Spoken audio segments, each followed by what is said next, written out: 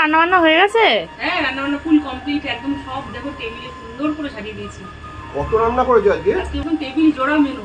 তাহলে তো জমিয়ে খাওয়া যাবে আজ। হ্যাঁ, জমি আজকে হাঁপিয়ে যাবে খেতে খেতে। আজকে অনেক 1 2 3 4 5 6 7টা আইটেম আছে।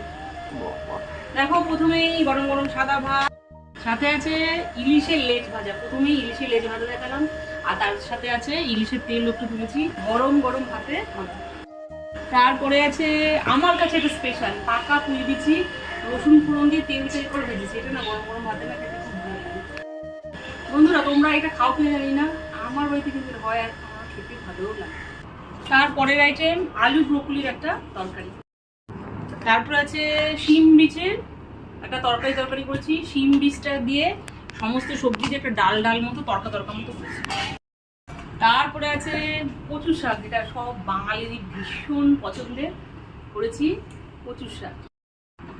তারপরে আছে ইলিশ ভাপা, পোকা ইলিশ এনেছিল, ভাপা করেছি। দেখো মাছ, প্রত্যেকটা মাছের পিসের মধ্যে ডিম। সব শেষে চিকেন কষা। এগুলো আজকে দুপুরবেলাকার একদম দুর্দান্ত ফাটাফাটি সব মেনুগুলো কেমন হলো তোমরা কমেন্ট করে অবশ্যই জানাবে। আজকের মতো এই পর্যন্ত, আবার দেখা হবে নতুন কোনো ভিডিওতে। ততক্ষণ টাটা।